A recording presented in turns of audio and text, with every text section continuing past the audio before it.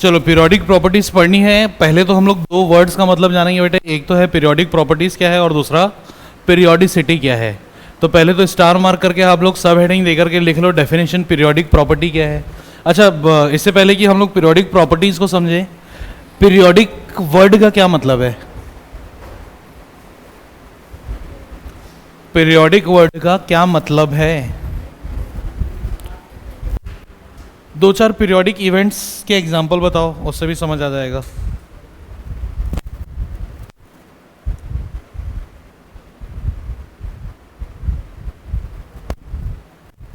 बेटे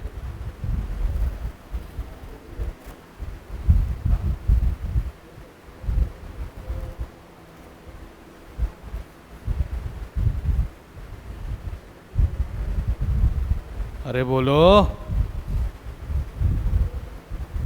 ये periodic word नहीं सुने हो पहले? अरे तुम तीनों को पूछ रहा हूँ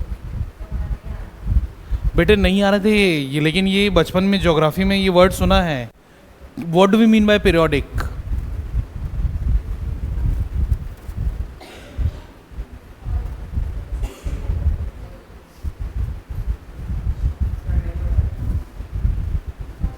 गजब इंसान हो यार। अच्छा ठीक है, मैं और थोड़ा सा आप लोगों को हिंट कर देता हूँ। ये वर्ड से मिलता जुलता, या ये वर्ड का यूज़ आप लोगों ने वहाँ देखा होगा जहाँ पे अर्थ का आप लोगों ने ऑर्बिटल मोशन और एक्सियल मोशन पढ़ा है बचपन में, याद है? अर्थ जो है वो अराउंड द सन अपने एक्सिस पे भी घूमती है और ऑर्बिट में रिवॉल्व भी करती है। याद है कुछ ऐसा? क्या होता है अर्थ जब अपने एक्सिस में घूमती है तब?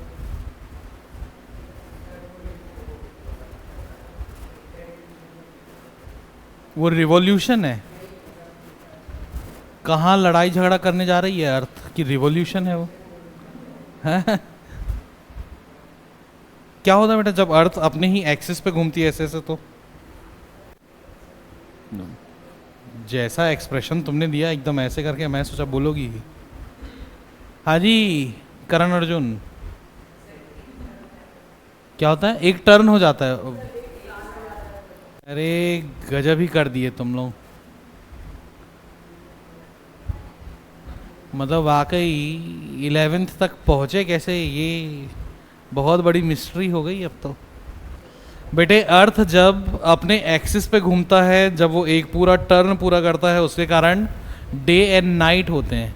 और जब वो एक अपने ऑर्बिटल पे एक रेवोल्यूशन, नॉट रेवोल्यूशन, जबकि एक कंप्लीट सर्कल कंप्लीट करता है, तब उस कंडीशन में एक साल होता है जिसमें सीजन्स चेंज होते हैं, ये सब। अच्छा, अब ऐसा कुछ है क्या कि एक बार अगर अर्थ ने एक मतलब उसकी ऑर्बिट में एक सर्कल उसने कंप्लीट कर लिया अगर, तो क्या वो दोबारा नहीं करेगा? पक्का? श्योर? कितने टाइम में? मैंने ये पूछा कि क्या अर्थ सन के चारों तरफ ऐसा जो एक चक्कर लगा रहा है पूरा, तो वो एक ही बार लगा के रुक जाएगा क्या? और भी चक्कर लगाएगा ना? कितने बार?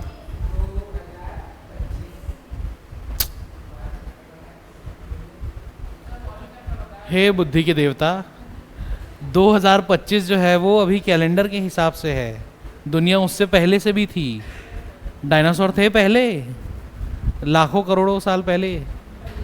हाँ, अरे बताओ ना, आप टाइम पास मत करो तुम लोग। कितना टाइम लगता है अर्थ को अराउंड द सन एक चक्कर लगाने में पूरा?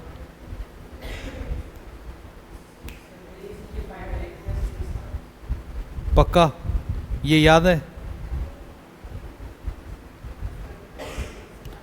365 डेज और उसके साथ में 6 आवर्स, और तभी वो 6 आवर 6 आवर 6 आवर करके हर चौथे साल में एक 24 आवर्स का एक्स्ट्रा डे कंप्लीट होता है। इसलिए हर 4th ईयर जो है वो बन जाता है लीप ईयर विद 366 डेज। तो अब आओ वापस, इस पीरियोडिक वर्ड का मतलब क्या है? कोई भी एक ऐसा इवेंट, ठीक, जो आफ्टर अ सर्टन क्या बोलना चाहिए, पीरियड ऑफ टाइम या after a certain duration of time अपने आप को बार बार बार बार बार बार रिपीट करता हो, उसको आप बोलते हो पीरियोडिक। फॉर एग्जाम्पल होली, ऐसा है कि कुछ कि होली अगर पिछले साल आई तो अब नहीं आएगी कभी, होली हर साल आएगी, ठीक? कौन से महीने में आएगी? ठीक है, और मार्च महीने में भी? बेटे मार्च महीने में भी जिस दिन पूर्णिमा पड़ेगी यानी कि फुल मून नाइट, उसी दिन आएगा।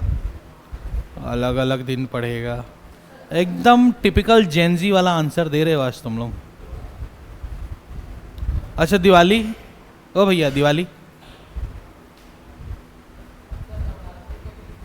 बहुत सुंदर, मज़ा ही आ गया। नवरात्रि के 20 दिन बाद। अच्छा तो जिस दिन दिवाली होती है उस दिन क्या रहता है? अमावस्या रहती है उस दिन। हाँ ठीक है। तो क्या ऐसा कुछ है कि वो जो कार्तिक महीने की वो जो अमावस्या है जिसमें आप दिवाली मनाते हो वो एक ही बार आया और नहीं आएगा? वो भी हर साल आता है। ठीक, तो ये ऐसी चीज़ें जो आफ्टर मतलब क्या बोलना चाहिए, after a duration of time बार बार बार बार बार बार खुद को रिपीट करेंगी, वो क्या कहलाएगा? पीरियोडिक। ठीक, चलिए।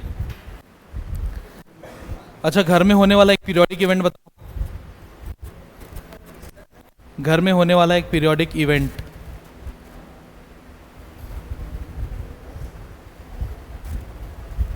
तुम लोगों की हरकतों से तुम्हारी मम्मी का गुस्सा हो जाना। ठीक, चलो भाई।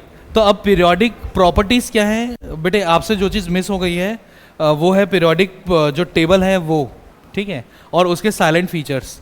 तो आप आपको जब एक्सेस मिलेगा यहाँ का, तो उसमें ऐप में पहले के लेक्चर्स हैं, आप उन लेक्चर्स को देख करके, ज़्यादा नहीं, इस चैप्टर का सिर्फ 2 ही लेक्चर आपका छोटा है, तो वो आप एक बार प्रैक्टिस कर लीजिएगा तो वो हो जाएगा पूरा।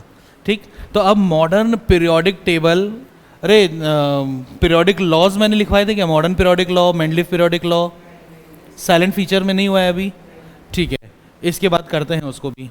तो ये जो पीरियोडिक टेबल ऐसा टाइप का जो स्ट्रक्चर रहता है, उस पीरियोडिक टेबल में जो भी प्रॉपर्टीज अलोंग द रो और अलोंग द कॉलम पीरियोडिकली, यानी कि उनके जो वेरिएशन का जो ट्रेंड है, जो क्या होंगी ऐसी प्रॉपर्टीज जो अलोंग द रो और अलोंग द कॉलम अपने आप को बार बार बार बार बार बार एक ट्रेंड के अकॉर्डिंग रिपीट करेंगी, that will be called periodic properties. Done, लिखिए।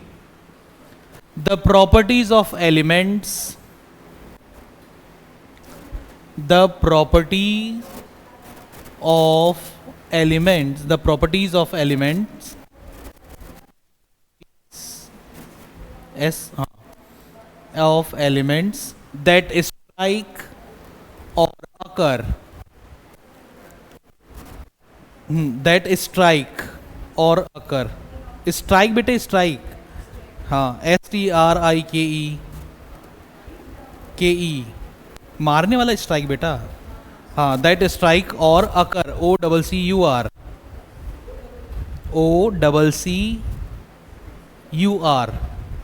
occur का मतलब होता है। ठीक, स्ट्राइक मतलब वो चीज़ सामने आती है। क्या लिखा? The properties of elements that strike और occur in form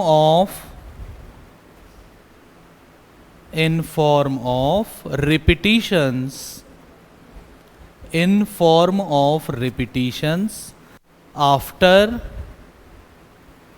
frequent interval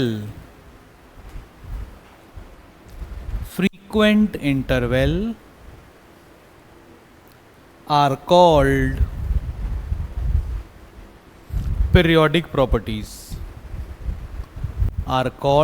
periodic properties, ठीक। अब अगली चीज आप लोगों को लिखनी है स्टार मार्क करके, पीरियोडिसिटी।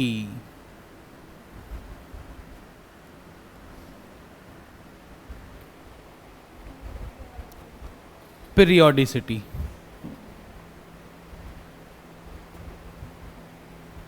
ठीक, क्या है पीरियोडिसिटी? लिखो, द ट्रेंड और fashion, the trend TREND, the trend और fashion of change of any periodic property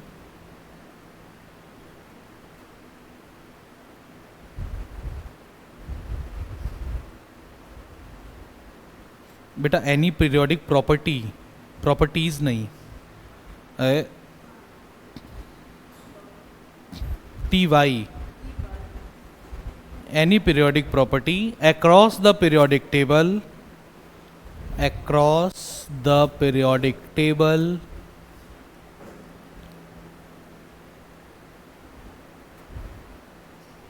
is called periodicity,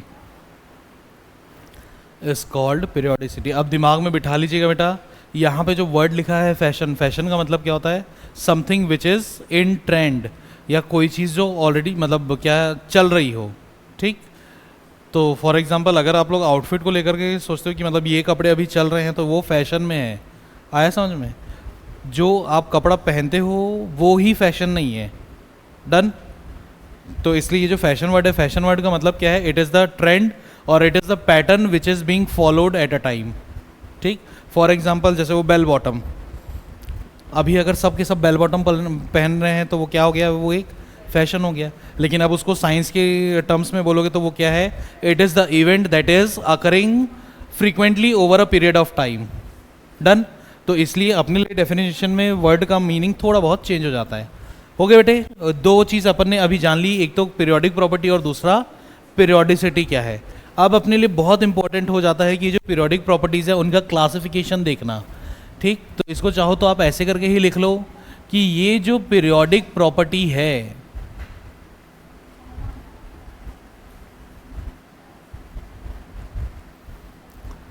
periodic properties ये होती हैं दो तरीके की, एक तो होते हैं कौन से, फंडामेंटल, इसी को आप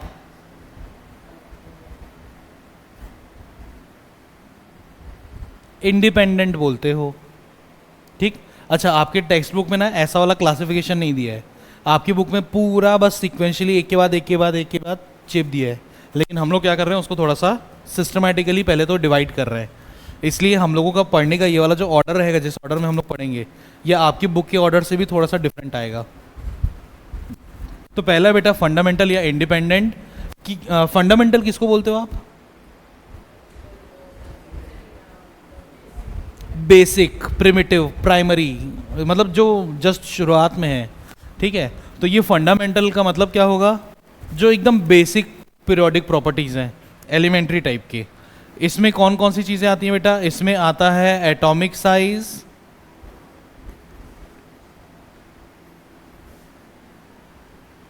इसमें आता है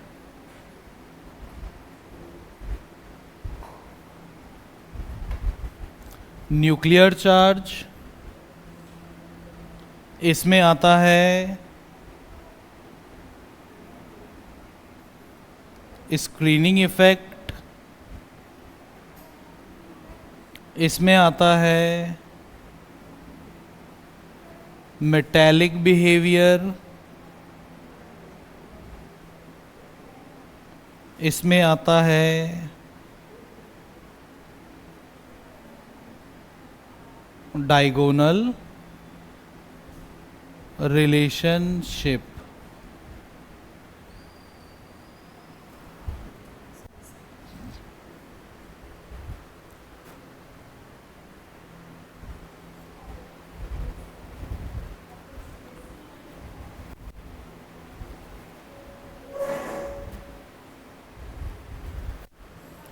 डन, हाँ हाँ, डायगोनल रिलेशनशिप। अच्छा, अब हम लोग ने अभी अभी क्या देखा बेटा कि ये फंडामेंटल है, यानी सबसे बेसिक टाइप के, और आपको भी मालूम है जो चीज़ बेसिक टाइप की होती है क्या उनको कोई चीज़ अफेक्ट कर पाती है इजीली, यूजुअली नहीं। यानी कि अब इनके साथ में कंडीशन क्या बेटा, इन पांचों की जो पीरियोडिसिटी है, पीरियोडिसिटी का मतलब क्या है कि उस पीरियोडिक टेबल में वो चेंज कैसे हो रहे हैं, moving from left to right या moving from top to bottom, उनके चेंज होने का जो ट्रेंड है उस होने के ट्रेंड को दूसरा कोई इफेक्ट नहीं कर पाएगा। जबकि जस्ट इसके उल्टे अगर आप देखोगे सेकेंड वैरायटी जो क्या थी, मतलब क्या है, वो है डिपेंडेंट पीरियोडिक प्रॉपर्टीज। इसमें तीन चीजें आती हैं, कौन कौन सी तीन चीजें, पहला तो होता है आयोनाइजेशन एंथैल्पी,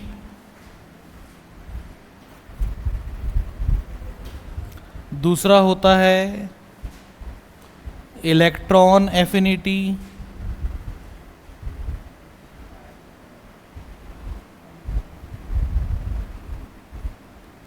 इसी को आपकी बुक में लिखा हुआ है इलेक्ट्रॉन गेन एंथैल्पी। और तीसरी चीज होती है इलेक्ट्रोनेगेटिविटी। ठीक। अच्छा, अब इन तीनों प्रॉपर्टीज को अगर हम लोग बोल रहे हैं कि ये डिपेंडेंट है, इसका मतलब क्या है? जब हम लोग पढ़ने बैठेंगे आयोनाइजेशन पोटेंशियल, तो आयोनाइजेशन पोटेंशियल किस पे डिपेंड करेगा बेटे? Atomic size, nuclear charge, screening effect. इसी तरीके से जब हम लोग इलेक्ट्रॉन एफिनिटी पढ़ेंगे तब वो भी किस पे डिपेंड कर रहा होगा? Atomic charge, atomic size, nuclear charge और स्क्रीनिंग इफेक्ट। सिमिलरली जब हम लोग इलेक्ट्रोनेगेटिविटी पढ़ेंगे तब देखेंगे कि उसको भी कौन अफेक्ट कर रहा है आके? एटॉमिक साइज, न्यूक्लियर चार्ज और स्क्रीनिंग इफेक्ट। ठीक। सिर्फ इसी पैरामीटर पर कि वो अपने वेरिएशन अपनी पीरियोडिसिटी पे किसी पे डिपेंड कर रहे हैं कि नहीं कर रहे हैं, इस बेस पर अपने पास दो तरीके से बांटे गए। पहला हुआ फंडामेंटल पीरियोडिक प्रॉपर्टी और दूसरा हो गया डिपेंडेंट पीरियोडिक प्रॉपर्टी। फंडामेंटल का ही दूसरा नाम इंडिपेंडेंट, क्यों? क्योंकि ये अपने पीरियोडिसिटी के लिए दूसरे किसी पे डिपेंड नहीं करेंगे। चलिए फटाफट से लिस्टिंग कर लीजिए और फिर फर्स्ट हेडिंग डालिएगा बेटे, एटॉमिक साइज।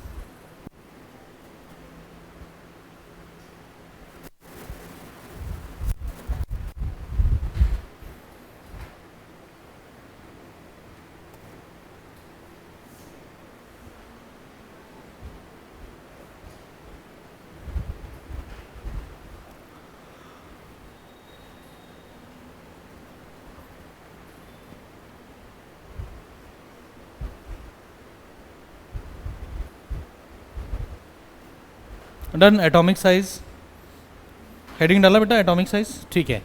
अच्छा, एटॉमिक साइज जो है इसी को ही बुक्स जो है वो कैसा लिखती हैं और हम लोग भी कैसा पढ़ेंगे इसको? होमोलोगसली विथ एटॉमिक रेडियस या एटॉमिक रेडियाई। आप थोड़ा सा याद करके बताओगे बेटा रेडियस की डेफिनेशन क्या है?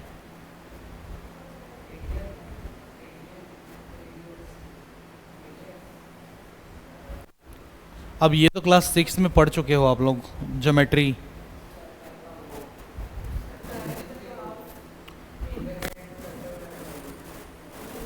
डायमीटर का हाफ तो ठीक है, लेकिन अगर मैं डिस्टेंस वाइज पूछूं तो मुझे नहीं पता कि डायमीटर क्या है, then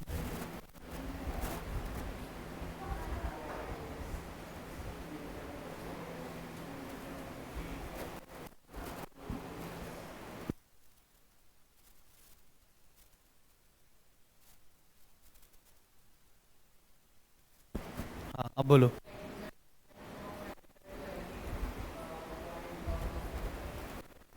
point of the circle, very good. मान लो ये एक सर्कल है, ये उसका सेंटर है और यहाँ ये पॉइंट है, क्या इनके बीच का डिस्टेंस रेडियस कहलाएगा? तो ये सर्कल का पॉइंट नहीं है। पैरामीटर ऑफ द सर्कल पे किसी भी एक पॉइंट से लेकर के उसके न्यूक्लियस के बीच का डिस्टेंस या उसके सेंटर का बीच का डिस्टेंस क्या कहलाता है? रेडियस। बस इसी कॉन्सेप्ट को अपने को अप्लाई कर देना है किसमें? एटॉमिक रेडियस के लिए। एटम में क्या क्या चीज़ें होती हैं बेटा आपको मालूम है? न्यूक्लियस रहता है और न्यूक्लियस के चारों तरफ ऑर्बिट्स हैं। उन ऑर्बिट में ही होंगे ऑर्बिटल जिसमें इलेक्ट्रॉन घूम रहा होगा। ठीक। अब कंडीशन क्या है? ये जो इलेक्ट्रॉन है, कौन सा वाला इलेक्ट्रॉन? आउटर मोस्ट ऑर्बिट का। और आउटर मोस्ट ऑर्बिट को हम लोग क्या नाम देते हैं? क्या बोलते हैं? आउटर मोस्ट वैलेंस शेल या वैलेंस ऑर्बिट, या आप क्लास 9 से पढ़ते आ रहे हो। तो न्यूक्लियस और वैलेंस ऑर्बिट के बीच का जो डिस्टेंस है, that distance will be called atomic radius. Done. अच्छा, अब खुद सोच के बताओ तो, जैसे जैसे नंबर ऑफ ऑर्बिट बढ़ाते चलेंगे वैसे वैसे रेडियस की वैल्यू बढ़ती चलेगी। सिर्फ यही रीज़न है कि एटॉमिक साइज और एटॉमिक रेडियस को होमोलोगसली पढ़ते हैं, एक ही साथ में, एक दूसरे से मिला हुआ। नहीं, एटॉमिक साइज का दूसरा नाम नहीं, लेकिन ये कंप्लीटली क्या बोलना चाहिए, derived out of atomic size है। मतलब एटॉमिक साइज बड़ा होगा, क्यों बड़ा होगा? क्योंकि उसके पास नंबर ऑफ ऑर्बिट्स ज़्यादा होंगे, और नंबर ऑफ ऑर्बिट ज़्यादा होंगे तो बाय डिफ़ॉल्ट एटॉमिक रेडियस ज़्यादा होगा। डन। चलिए इस चीज़ को मैं लिखाऊं, लिखिएगा the distance between nucleus, the distance between nucleus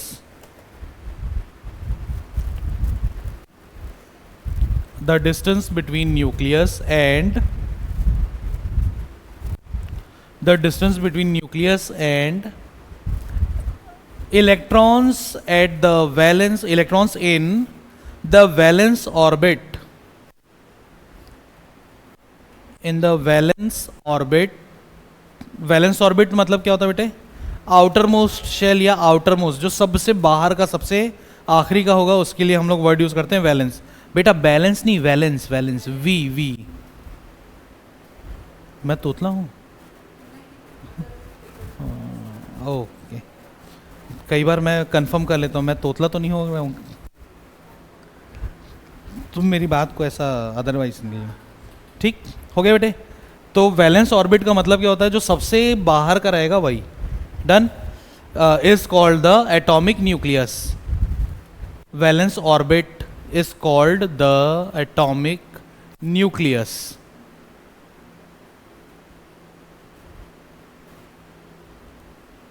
ठीक है जी। अच्छा, अब इसी से ही मिलता जुलता बिल्कुल सेम टू सेम टर्मिनोलॉजीज के साथ एक डेफिनेशन और आती है, और वो आपके बुक में इसी चैप्टर में दिया भी है, दैट इज आयनिक रेडियस। अब ये आयनिक रेडियस क्या है भाई? आयनिक रेडियस भी यही सेम चीज़ है। आयन बनता कब है? जब ये एटम जो है वो क्या करे, या तो इलेक्ट्रॉन दे, या तो उसमें आप इलेक्ट्रॉन बाहर से ऐड करो। अगर इलेक्ट्रॉन डोनेट करता है, ऐसे लिख देता हूँ, अगर इलेक्ट्रॉन डोनेट करेगा तो क्या बनेगा भाई? कौन सा आयन बनता है? क्लास 9 में पढ़ा है आप लोगों ने, कैटायन बनेगा। ठीक। अब ये होता क्यों है भाई? ये भी बड़ी सिंपल सी चीज़ है। आपको मालूम है कि जितने नंबर ऑफ इलेक्ट्रॉन्स होते हैं उतने ही नंबर ऑफ प्रोटॉन्स होते हैं, ये तो मालूम है सबको। अब मान लो अगर इलेक्ट्रॉन मैंने एक कम कर दिया तो बाई डिफॉल्ट क्या हो जाएगा बेटे? नंबर ऑफ प्रोटॉन बढ़ ही जाएगा ना। फॉर एग्जाम्पल ये 10, ये भी 10, इसको अगर मैं कम कर दूंगा, एक कितना 9 हो गया, तो ये कितना हो गया बेटा? 9 के मुकाबले एक ज़्यादा है, तो चार्ज कितना मिल जाएगा उसको? +1। डन। जबकि इसके जस्ट उल्टे, अगर मान लो एक इलेक्ट्रॉन आपने ऐड कराया, तब क्या होगा? माइनस चार्ज बढ़ेगा। जितने इलेक्ट्रॉन ऐड कराओगे उतने माइनस में, यानी कि नेगेटिव चार्ज उतने बढ़ते जाएंगे। यानी कि अगर उसने इलेक्ट्रॉन एक्सेप्ट किया है तब वो क्या बनाएगा? तब वो एनायन बनाएगा। ठीक। तो अब डेफिनेशन क्या होगी आयनिक रेडियस की? कि it is the distance from the nucleus to the valence orbit in an ion. ठीक, ध्यान रखना बेटे, इन एन आयन बोला है ना, मतलब एन अलग और आयन वर्ड अलग, will be called the ionic radius. ये भी ठीक। अब सोच के थोड़ा बताओ, अगर एटम का साइज बड़ा था, जब वो इलेक्ट्रॉन देगा या लेगा तब जो भी आयन बनेगा उसका साइज भी बड़ा ही होगा। पक्की बात? ठीक। यानी कि एटॉमिक साइज, एटॉमिक रेडियस और उसी एटम का आयनिक रेडियस, ये तीनों चीजें सीधे सीधे किस पे डिपेंड कर रही हैं?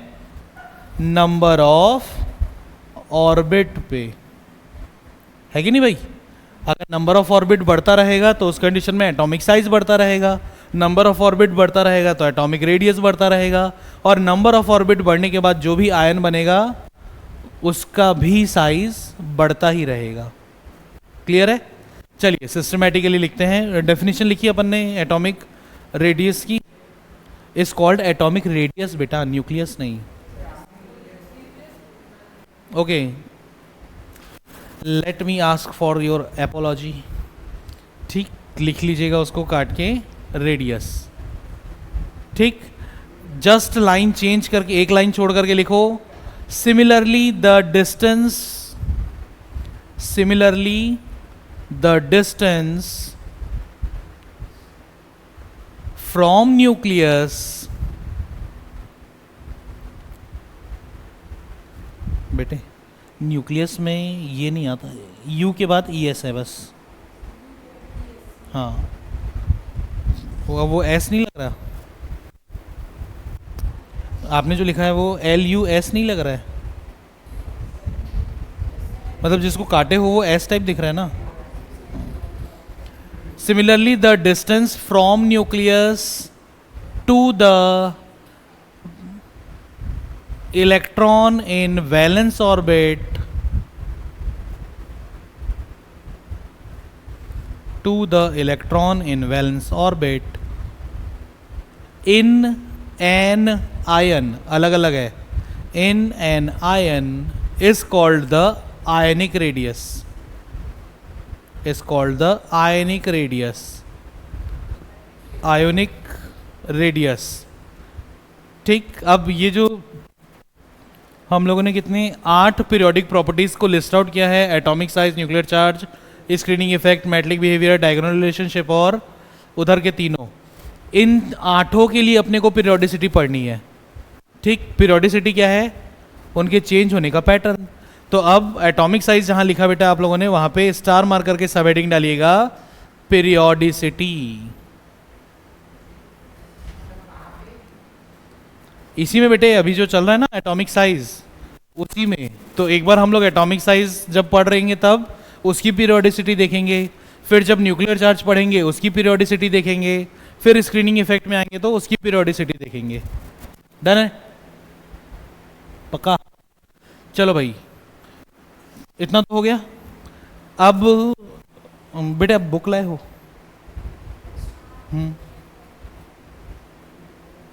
ठीक, आप ही ओपन कीजिए और उसमें मॉडर्न पीरियोडिक टेबल निकालिए। इधर इधर एक पेज इधर, हाँ ये। अब इसमें इस साइड में देखो ये जो 1 2 3 4 करके 7 तक लिखा हुआ है, वो जो नंबर है वो असल में बताता है नंबर ऑफ ऑर्बिट। ठीक, इससे पहले वाले चैप्टर में हम लोगों ने सीखा हुआ है इलेक्ट्रॉनिक कॉन्फ़िगरेशन लिखना। आपको आता है इलेक्ट्रॉनिक कॉन्फ़िगरेशन? अच्छा, टेंशन की बात नहीं है। मिड टर्म में आप लोगों के स्कूल में कितना आएगा? मिड टर्म, प्री मिड तो हो गया आपके स्कूल में। मिड टर्म बेटा हाफली, उसमें क्या क्या आएगा? ये 1 2 3 4 तो आएगा, ऑर्गेनिक वगैरह कुछ आ रहा है? ओ भैया स्कूल में मिड टर्म में क्या क्या आने वाला है इस चैप्टर के अलावा? 50% में क्या, इस चौथे यूनिट के बाद थर्मो की रेडॉक्स?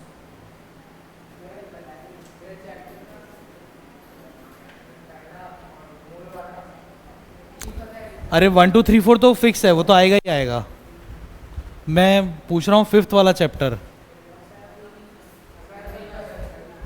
अच्छा ठीक है, एक काम हम लोग करेंगे, 5th चैप्टर हम लोग रखेंगे redox reaction.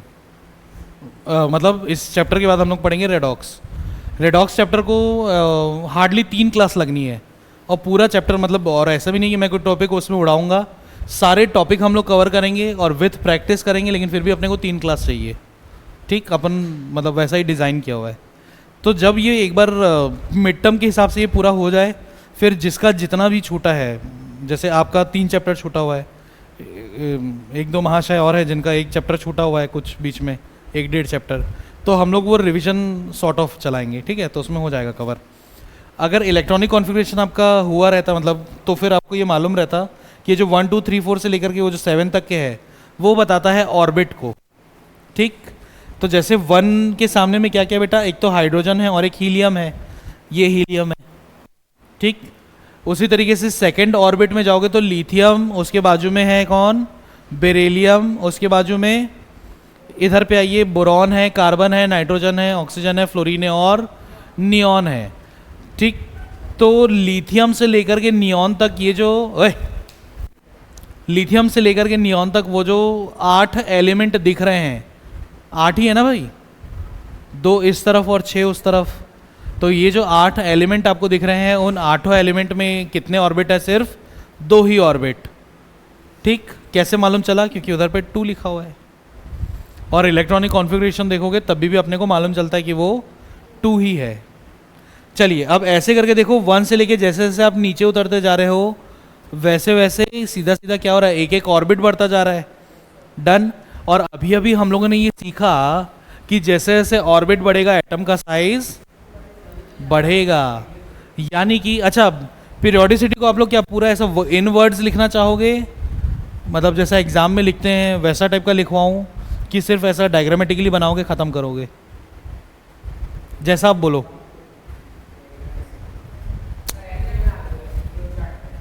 Flow chart type, ठीक है। तो एक काम कीजिएगा, पीरियोडिसिटी में ऐसा एक छोटा सा पीरियोडिक टेबल बनाओ, एकदम छोटा सा। ठीक। और इसमें क्या होगा, इसमें आप लोगों को ऐसे बनाना है कि ऊपर से नीचे चल रहे हैं तो क्या हो रहा था बेटा, सीधा सीधा एक एक ऑर्बिट बढ़ता है। यानी कि moving from top to bottom atomic size increases. Moving from top to bottom in a column atomic size increases. बेटे इतना बड़ा नहीं, छोटा सा। ठीक। अच्छा, while moving from left to right, left to right में क्या है भाई, अब सेकेंड ऑर्बिट ही देख लो। जैसे सेकेंड ऑर्बिट, सेकेंड ऑर्बिट में क्या हो रहा है बेटा, आप सिर्फ और सिर्फ ऑर्बिट तो उतना ही रखा हुआ है। ठीक। अच्छा, क्लास 9th में आप लोगों ने एक चीज़ पढ़ी है कि जितना उसका एटॉमिक नंबर रहता है उतना ही उसके पास नंबर ऑफ इलेक्ट्रॉन और उतना ही उसके पास नंबर ऑफ प्रोटॉन रहता है। ये क्लास 9th में आपने पढ़ा हुआ है। Top to bottom in a column atomic size increases. Done.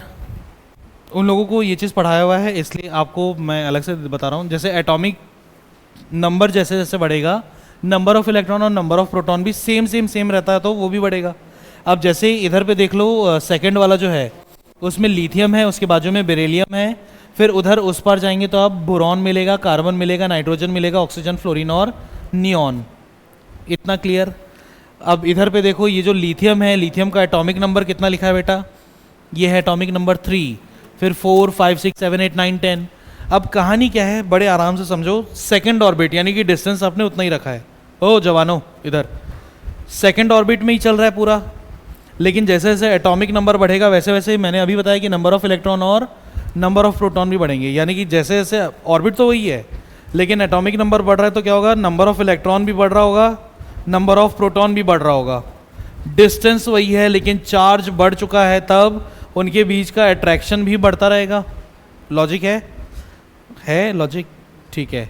तो अगर क्यों चार्ज बढ़ता रहेगा, क्योंकि नंबर ऑफ इलेक्ट्रॉन बढ़ रहा है, इलेक्ट्रॉन बढ़ेगा तो नेगेटिव चार्ज बढ़ेगा, और नंबर ऑफ प्रोटॉन बढ़ रहा है वो बढ़ेगा तो पॉजिटिव चार्ज बढ़ेगा। तो अगर नेगेटिव और पॉजिटिव चार्ज बढ़ गए, डिस्टेंस आपने उतना ही रखा था, तो क्या होगा, उनके बीच का फोर्स ऑफ अट्रैक्शन नहीं बढ़ेगा, जिसके कारण क्या होगा, न्यूक्लियस इलेक्ट्रॉन्स को अपनी तरफ खींच नहीं लेगा बहुत फोर्सफुली। तो जितना उसका एटॉमिक साइज होना चाहिए था वो तो अब कम हो गया। डन। इसीलिए जैसे जैसे आप moving from left to right, यानी कि when you start moving from left to right in a series, what actually happens, atomic size decreases. Done.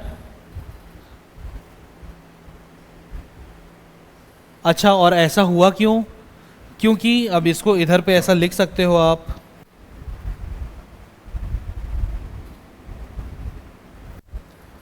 Moving from top to bottom in a column atomic size जो है वो increase होता है। क्यों, ये चलो ऐसे नहीं, इसको लिखते हैं हम लोग, because number of orbit increases. और लेफ्ट टू राइट चलने पे एटॉमिक साइज क्यों डिक्रीज हुआ, बिकॉज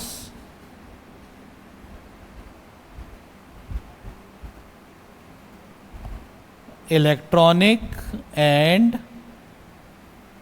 प्रोटॉनिक, इलेक्ट्रॉनिक और प्रोटॉनिक का मतलब इलेक्ट्रॉन और प्रोटॉन का charge, because electronic and protonic attraction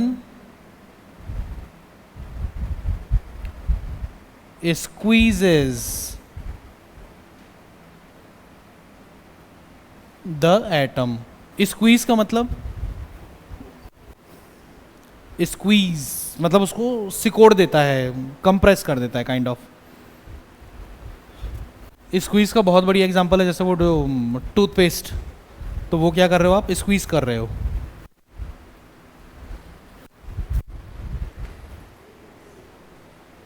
done, चले आगे। ठीक, अगली हेडिंग डालिएगा बेटे, न्यूक्लियर चार्ज। Nuclear charge. अच्छा, घर जाकर के ये वीडियो देख करके जहाँ जहाँ जिसके नोट्स छूट रहे हैं, जो नहीं लिखा है, ईमानदारी से अपडेट कर लीजिएगा। न्यूक्लियर चार्ज, ठीक। न्यूक्लियर चार्ज होता क्या है भाई, इसको ना बेटा घर जाकर के लिखना आप लोग वीडियो देख के, इस बहाने एक बार रिवीजन भी हो जाएगा। अभी समझ लो न्यूक्लियर चार्ज है क्या। जैसे कि न्यूक्लियस, न्यूक्लियस में क्या रहेगा, प्रोटॉन, ठीक। प्रोटॉन का जैसे मान लो लास्ट चेयर पे भी इलेक्ट्रॉन्स बैठे हुए हैं, ठीक। फर्स्ट चेयर पे इलेक्ट्रॉन, सेकंड चेयर पे इलेक्ट्रॉन, ऐसे करके करके लास्ट रो वाले चेयर तक के इलेक्ट्रॉन बैठे हैं। तो न्यूक्लियस की पकड़ आउटर मोस्ट वाले शेल के इलेक्ट्रॉन पर जैसे जैसे नंबर ऑफ क्या बोलना चाहिए, ऑर्बिट बढ़ेगी, कम होती जाएगी ना मेरी पकड़। क्यों पकड़ कम होती जाएगी, क्योंकि डिस्टेंस बढ़ता जा रहा है। लॉजिक है, ठीक। यही है न्यूक्लियर चार्ज कि आउटर मोस्ट ऑर्बिट में बैठा हुआ इलेक्ट्रॉन न्यूक्लियस का कितना फोर्स ऑफ अट्रैक्शन फील कर पाएगा। डन। अच्छा, अब खुद सोच के बताओ, जैसे ये फर्स्ट ऑर्बिट है, सेकंड ऑर्बिट है, और इसको कंपेयर कर रहे हो आप फिफ्थ सिक्स्थ ऑर्बिट से, किसमें न्यूक्लियर चार्ज का कंटेंट ज़्यादा होना चाहिए, फर्स्ट और सेकंड वाले के लिए। क्यों, क्योंकि एटॉमिक साइज छोटा है। एटॉमिक साइज छोटा होने का मतलब इलेक्ट्रॉन और ऑर्बिट के बीच का डिस्टेंस कम है। लेकिन जैसे ही आप नंबर ऑफ ऑर्बिट बढ़ाते जाओगे, न्यूक्लियस और आउटर मोस्ट ऑर्बिट के इलेक्ट्रॉन के बीच का डिस्टेंस बढ़ता जाएगा। तो रिजल्ट क्या होगा, न्यूक्लियर चार्ज जितना होना भी चाहिए था, अब वो कम कम कम होता जाएगा। डन। चलिए, न्यूक्लियर चार्ज है क्या चीज़, the resultant attraction experienced by attraction experienced by experienced expe, हाँ very good, IENCED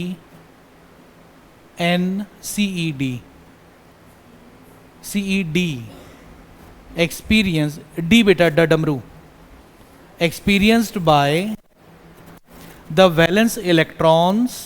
valence electron का मतलब electrons located at the outermost shell, ठीक। By valence, by the valence electron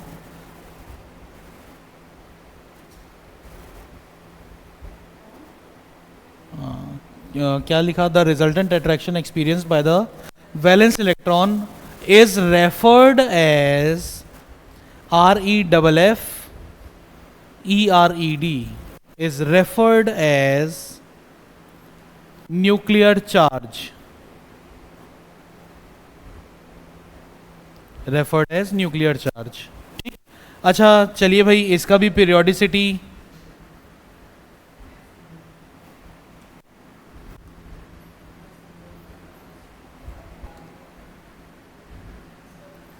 अरे heading डालो ना भाई, पीरियोडिसिटी।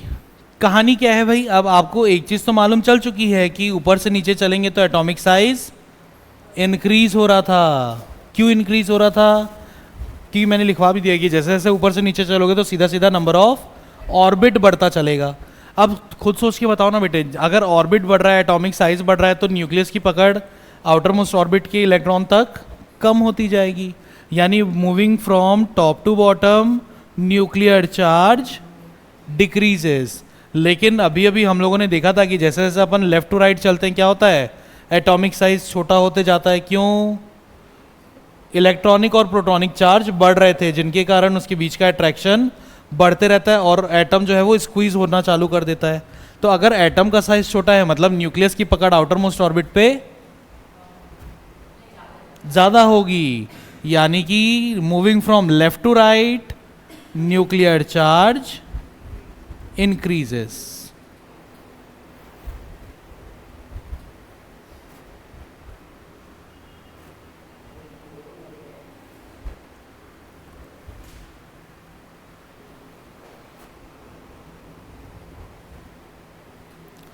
हो गया बेटे?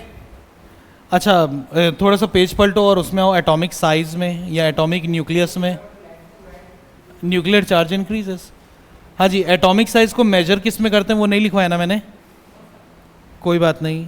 एटॉमिक साइज का मेजरमेंट हमेशा होता है पिकोमीटर्स, और चैप्टर 1 में हम लोगों ने ये पढ़ा है कि पिकोमीटर का मतलब क्या है। 1 पिकोमीटर का मतलब होता है 10⁻⁻12 मीटर। एटॉमिक रेडियस, एटॉमिक ये, ठीक। और कई बार अगर कोई कॉम्पिटिटिव एग्जाम या आपका स्कूल टीचर चाहेगा कि पेपर थोड़ा सा टफ कर दे, तब वो क्या करेंगे बेटे, इसी एटॉमिक साइज की वैल्यू किस में देने लगेंगे, एंगस्ट्रॉम। और एंगस्ट्रॉम का मतलब होता है 10⁻⁻10 मीटर। 15 को फेम्टो या फर्मी बोलते हैं, फेम्टो फर्मी दोनों। आपकी बुक में फेम्टो दिया हुआ है। डन। अच्छा, अब न्यूक्लियर चार्ज को मेजर किस में करेंगे?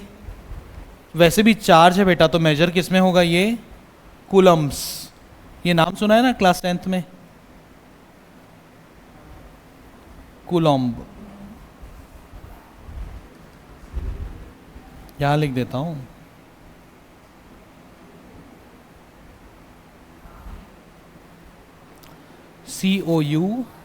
COULOMBS। हो गया जी जवानों? अगली पीरियोडिक प्रॉपर्टी, स्क्रीनिंग इफेक्ट।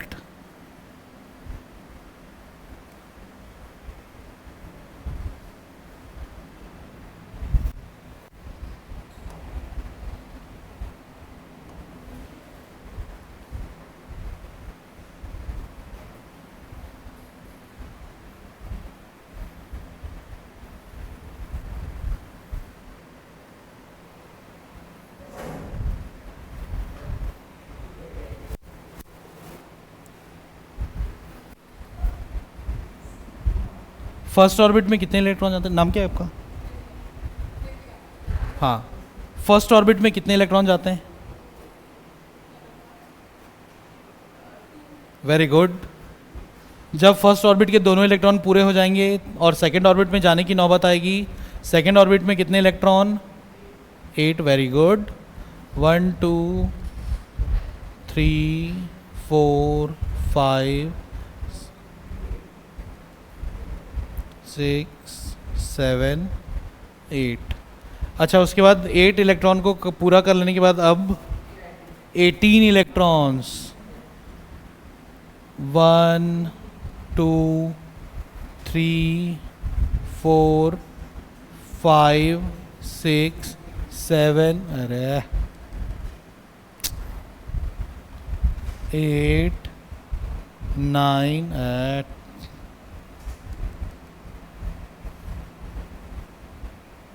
और चलो मान लेते हैं ये 10। डन। फोर्थ ऑर्बिट में अभी फिलहाल के लिए हम लोग मान रहे हैं 3 ही इलेक्ट्रॉन।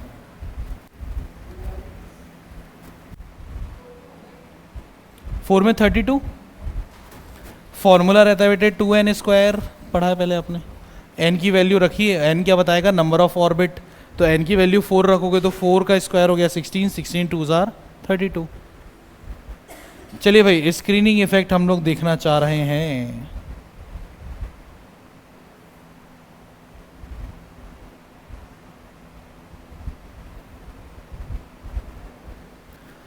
चलो अब ये बताओ, स्क्रीनिंग इफेक्ट समझ रहे हैं हम लोग कि ये न्यूक्लियस के पास आने से फर्स्ट ऑर्बिट के इलेक्ट्रॉन को कौन रोकेगा?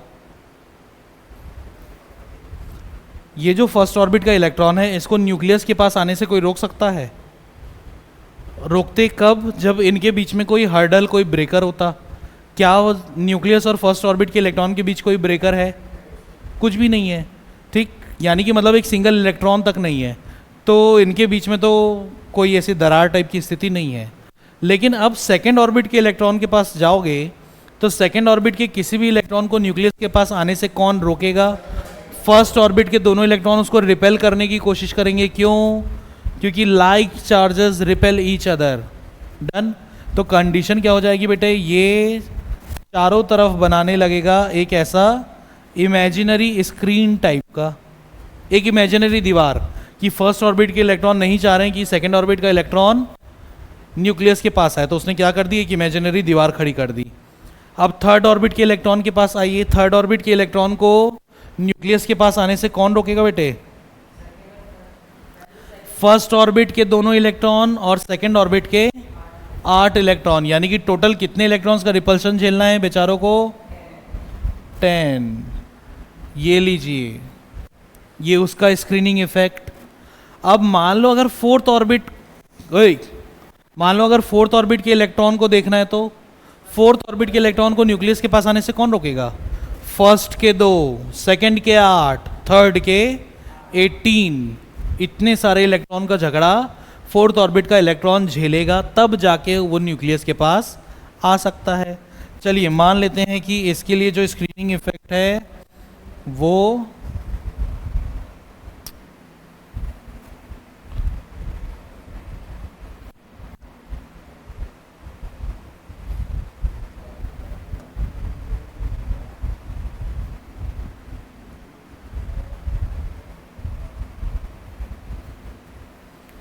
हो गया बेटे, अरे ये आया समझ में। तो अब कहानी क्या हुई अपने लिए,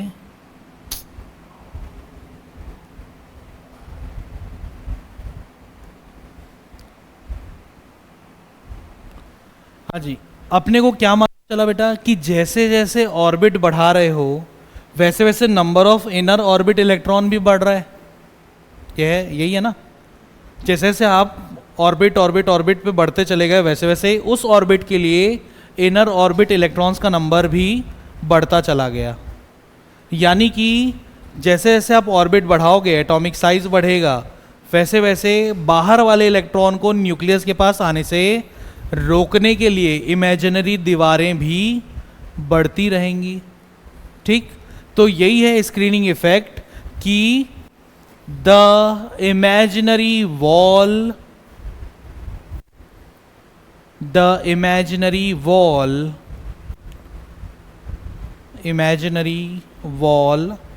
slash मतलब, हाँ, the imaginary wall slash screen। बेटे इमेजिनरी के बाद में वो नहीं देना था, स्लैश, वॉल के बाद देना था।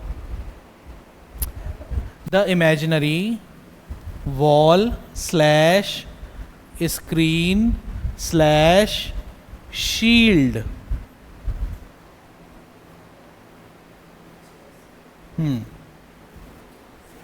Screen slash shield. शील्ड का मतलब क्या होता है, ढाल जो रोकता है। ठीक, shield by the inner orbit electrons, by the inner orbit electrons, inner orbit electrons to prevent the attraction between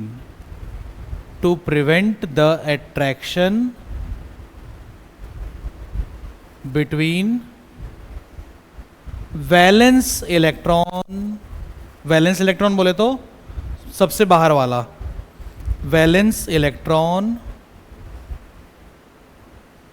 and nucleus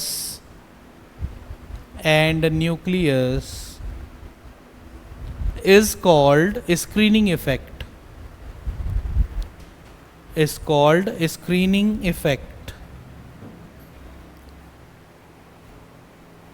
ठीक। अच्छा, अब इसकी पीरियोडिसिटी क्या होगी भाई, इसमें भी स्टार मार्क करके पीरियोडिसिटी आप लोग खुद बता दीजिए। ऊपर से नीचे चल रहे हैं तो एटॉमिक साइज इंक्रीज हो रहा है, यानी कि नंबर ऑफ ऑर्बिट बढ़ रहा है, तो क्या होना चाहिए, स्क्रीनिंग इफेक्ट को इंक्रीज होना चाहिए। Very good, moving from top to bottom screening effect increases. ठीक, जबकि लेफ्ट टू राइट चलने पे हम लोग ऑर्बिट बढ़ा रहे थे क्या, ऑर्बिट तो नहीं बढ़ाए हम लोग।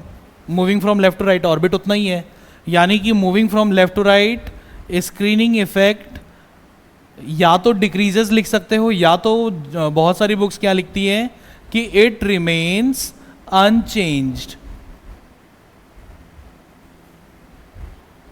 और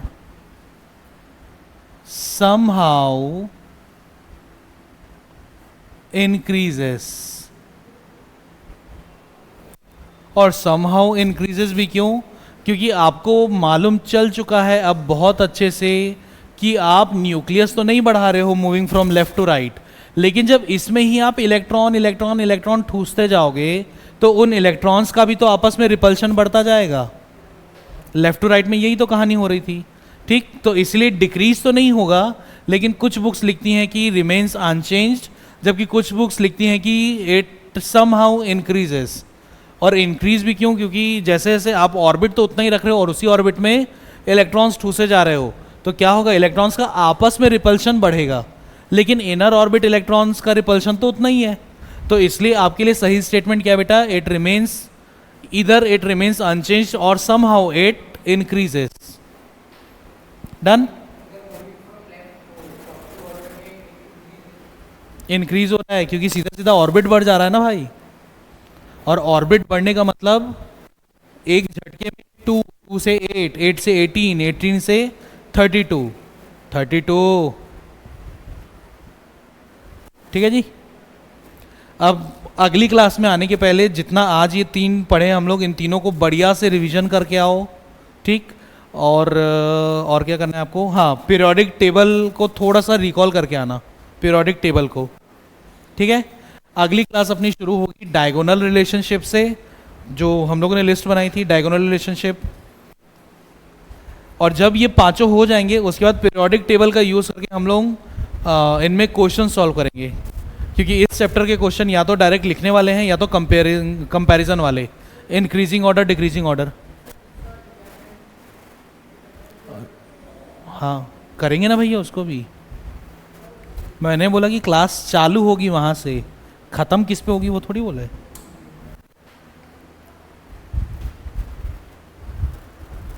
और इस चैप्टर को प्रोबेबली 2 या 3 क्लास चाहिए ख़त्म होने के लिए, ठीक? बहुत छोटा ही चैप्टर है। और इसी तरीके से रेडॉक्स को भी हार्डली 3 चैप्टर चाहिए ख़त्म होने के लिए। तो फटाफट हम लोग पहले मिड टर्म का सिलेबस कवर कर लेंगे, उसके बाद फिर हम लोग चलेंगे किसमें, रिवीजन पे। ये 5 चैप्टर बढ़िया से रिवीजन, ताकि एकदम कॉन्क्रीट हो जाए आप लोगों का ये 5 चैप्टर, ठीक है? चलिए आज की सफाई यहीं तक।